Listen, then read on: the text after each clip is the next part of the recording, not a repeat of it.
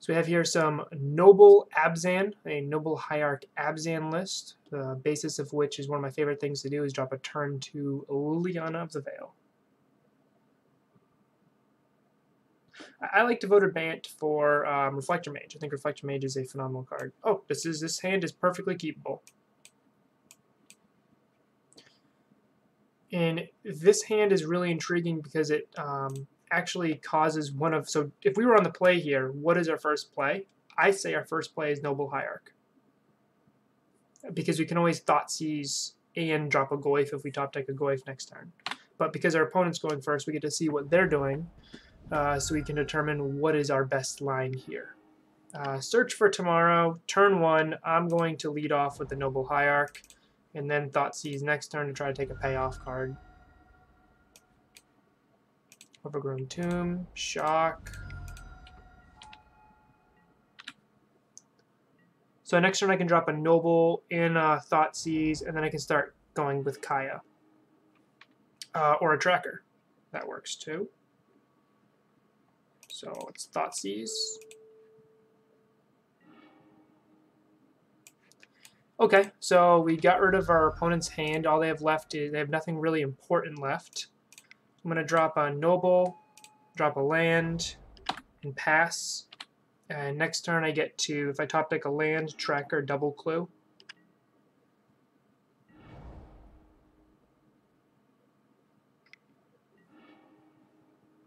They played Explore.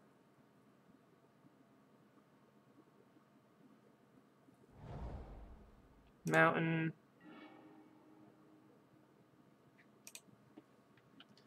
So we get to go Tracker, land, land. 1, 2, 3, 4.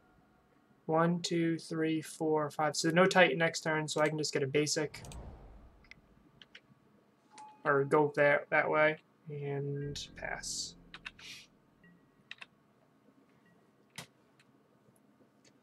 I want to preserve my life total a little bit, drop a Kaya next turn, and start upticking, gaining some life.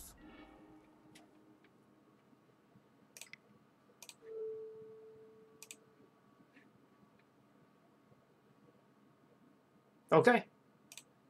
We won game 1. We get to bring in Fulminator Mage, Gaddock Teague, Assassin's Trophies, Collective Brutality, Surgicals. What do we take out here? I think Fatal Push is atrociously bad. Paths are probably pretty bad. They're in the medium range. So is Brutality. Last Hope is horrendous here. Kaya is not great. And Offense is just a beater, but she's probably better than a Kalitas.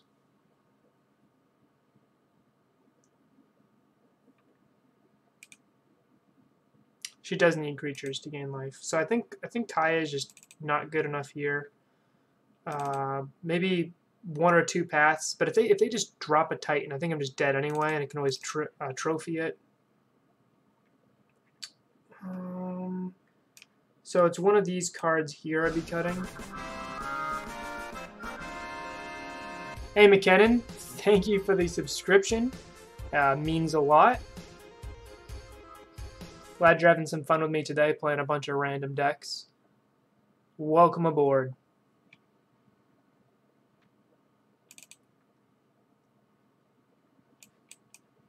Actually, I want Last Hope to rebuy Fulminators, I think. I think she's better than other Skoos.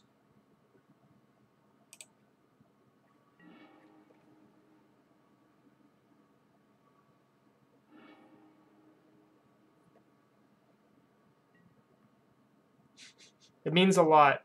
It's really good for me to know. I really like knowing that people like my content. It's what keeps me making it, producing it, keeps me playing. So I'm gonna go turn 1 Thoughtseize, or do I go? I'm gonna go Inquisition, and then maybe I can Thoughtseize away a Prime next turn or the turn after. But I'd rather grab a ramp if I can here.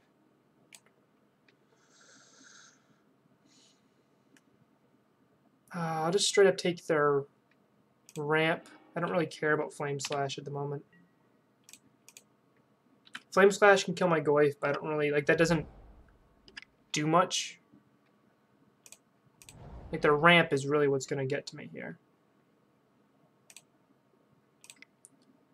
Let's go Thoughtseize, take Prime, Surgical Prime,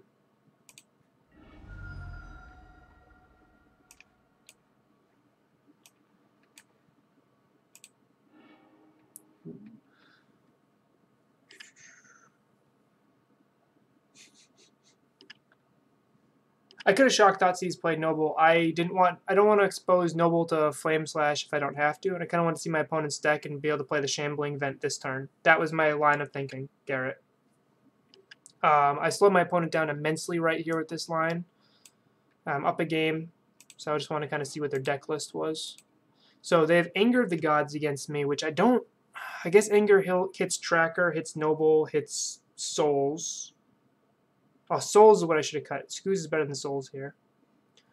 So ways to still win. They still have 3 Scape Shift, 2 Trackers, and that's about it. And then it's Prismatic Omen with Valakut.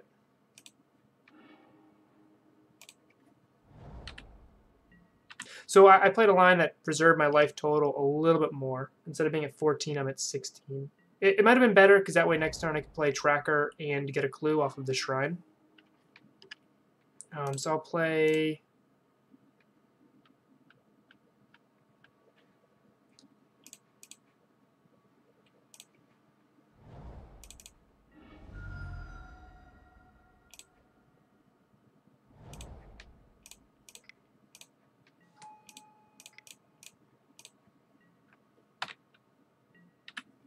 Unfortunately, Goyf's going to die to the Slash, but then I'll play Tracker and get a clue. Yeah, Flame Slash is definitely just for Thing in the Ice, which I feel like Valakut already has a decent matchup against Phoenix in general. They don't really care about... They don't really care too much about a 7-8, interestingly enough. So let's preserve our life total with the shock here.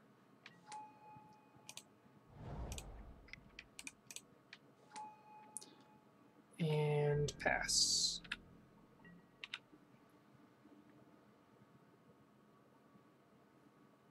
I didn't really see the value in swinging for a 1 there.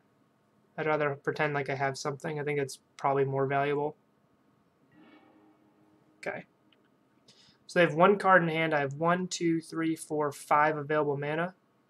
I'm going to lead, so I can crack a clue and Fulminator, or I can Thoughtseize.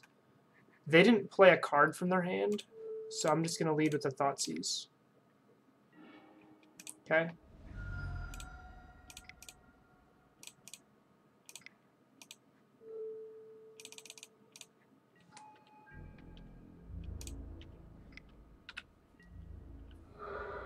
So Fulminator Mage is here to beat down a Valakut.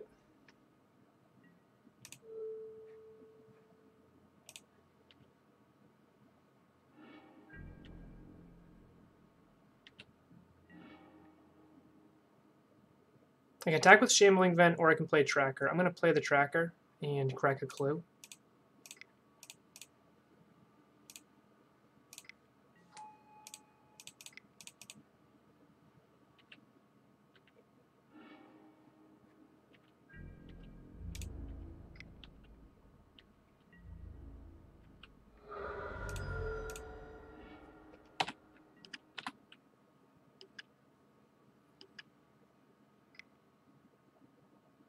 So you can see how Noble Hierarch kind of accelerates the game plan here. Okay, yeah, we're just dead. You got it, opponent. I'm not going to make you do it. You top deck better than us. We had to dodge it for... We were going to be able to swing for 6 here. We had to dodge it for 2 more turns. I think that was navigated correctly, but... So yeah, Lingering Souls is way worse than Scavenging Ooze. I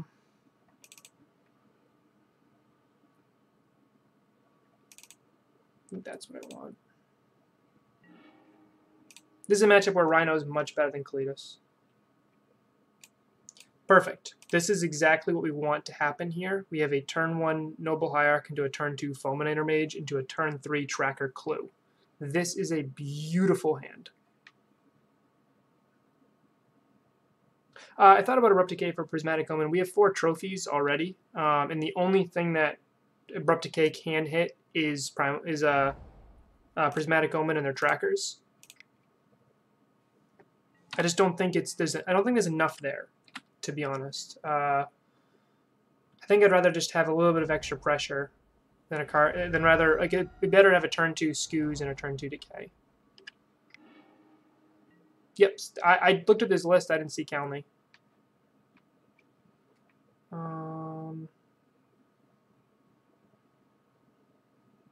So I can do Fulminator Mage, but he has a basic. Yeah, still gonna run Fulminator Mage out.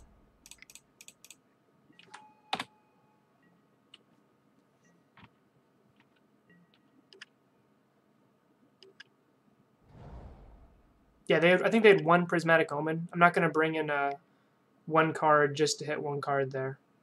I just don't think it does enough.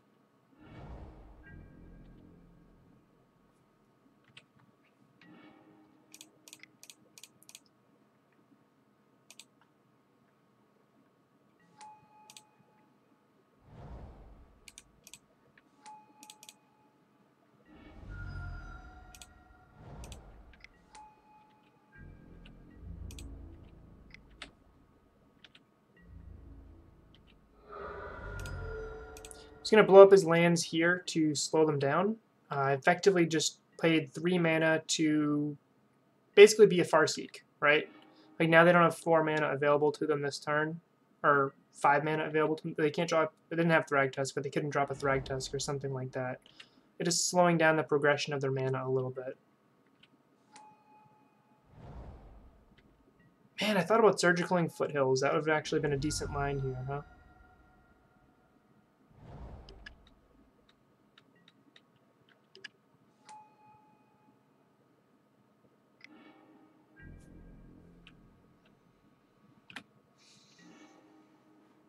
Okay, 1, 2. I'm going to play Tracker. And you can see again here how this is turn 4. We're able to play Tracker and Trophy here, which is just phenomenal. Like how efficient that is.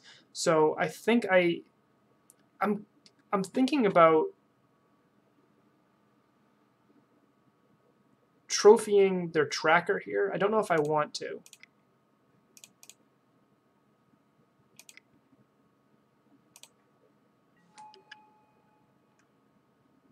Yeah, Surgical's a foothill. If I had like Thoughtseize them, then I could have like maybe made that line, but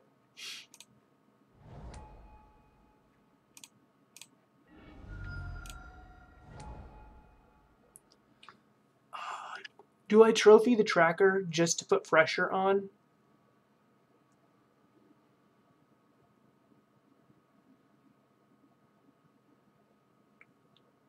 I don't want them to get to 6 mana. That's really what I don't want to happen. I think I want to hope that they drop like a Valakut and then trophy Surgical that.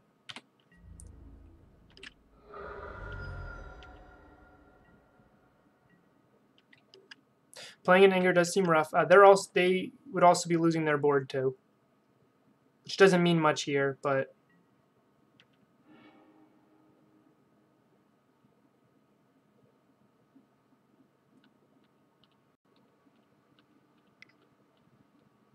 when you're planning, this is one of our worst matchups. Any primetime deck is really good against fair decks.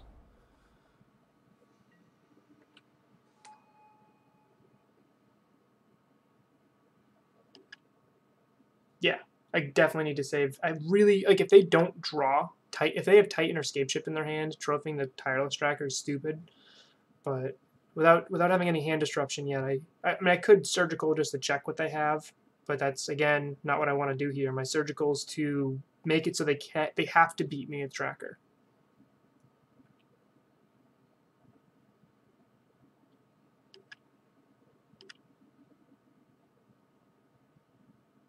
And if they have Anger, they have to play it here.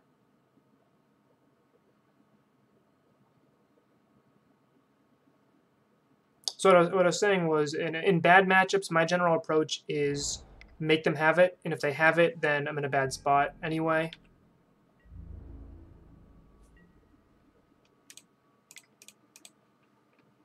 And if they don't have it, then I gain advantage. Like I can't beat Anger of the Gods from this spot, whether I have one tracker in play or two.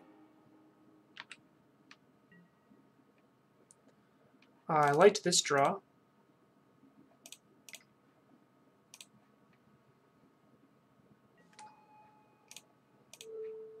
I could plus and make them get rid of the one card in their hand, but I think I'd rather... I have a trophy to deal with, unless it's exactly Scapeshift, the one card in their hand.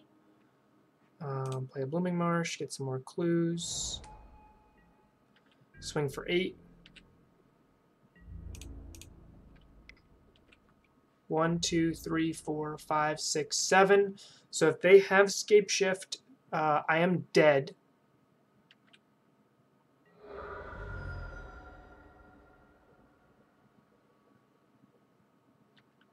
Like there's an argument you said maybe I should have cracked this clue to put them at 1 life if they crack that, but they're not. They don't have to crack that to kill me. They only need if they have Scapeshift in hand, I'm dead anyway. True. So dead to Scapeshift. As long as they get as long as they get it correctly and don't run out of mountains.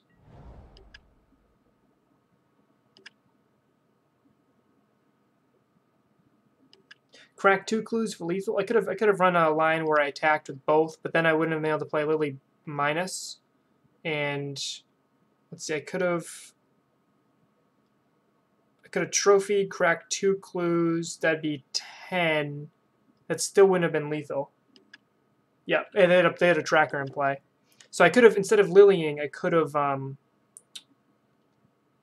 maybe trophied, but it's still, they had a blocker, so it wouldn't matter.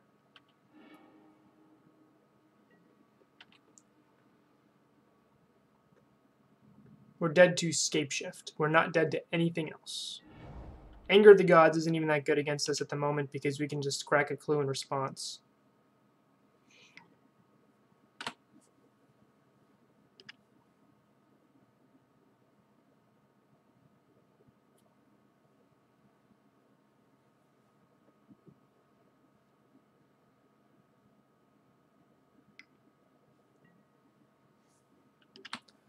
Okay, they have 5 cards in hand. They just need 1 mana and a Scapeshift, because we are at 18. Game's over. And that is how Abzan beats Valakut. You can see just having Noble Hierarch completely changed the outlook of that match. The speed at which we were able to drop Fulminators and Trackers was greatly improved thanks to Noble Hierarch. Anybody who says, "Oh, Noble Hierarch is a bad card," blah blah blah, it's a terrible top deck. I don't even think it's a bad top deck. It's a phenomenal top deck when you have a Tarmogoyf or a Tracker in play. You just need to squeak out a couple extra points of damage. Yeah, that matchup is terribly awful. They kept a weak hand game 1. We took advantage of that. But game 2, we had them dead on board in 2 turns, and they were hellbent. They had to top deck very well. Granted, they have 10 cards they could top deck to win the game at that point. I think there's still like 45 cards left in their deck or something. So we were odds-on favorites to win game 2, and then they top decked the Scapeshift. And then game 3, you can see we just carried away. I also like how Noble Hierarch just synergizes with Tracker in general, just being able to have extra mana to crack clues. I think having extra mana is very important in Modern right now. So I said we're going to do some Bant, right? So let's, is Kazan the opponent we just played? Yeah. I don't want to play against Valakut again. Alright, so, Bant. Yes, Keen. McKinnon already answered your question, but a 5K is because there's $5,000 of prizes. So when I won the 10K, those $10,000 of total prizes handed out at the end of that tournament. Which is a lie, they mailed it to us. Where is it? Bant.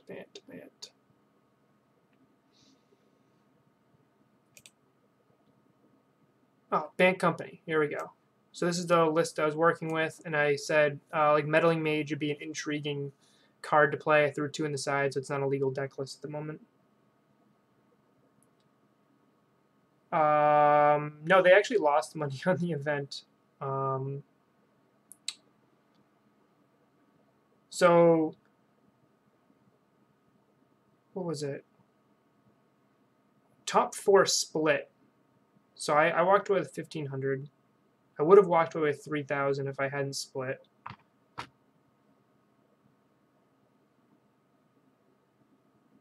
But who knows? I mean, there was $6,000 of prizes for top 4. I think it was like 3,000, 1,500, 900, 900. So if I lost in the semifinals, I would have walked away doing better. But because I won out, I ended up doing much better. Yeah, I much prefer Reflector Mage over Spell Queller, to be honest. I think Spell Queller is just not as good as it could be. It is very slow, and unfortunately Lightning Bolt's at an all-time high. So I mean, I'm okay with not playing this deck. Actually, I know what I want to play. I know what I want to play. Thalia.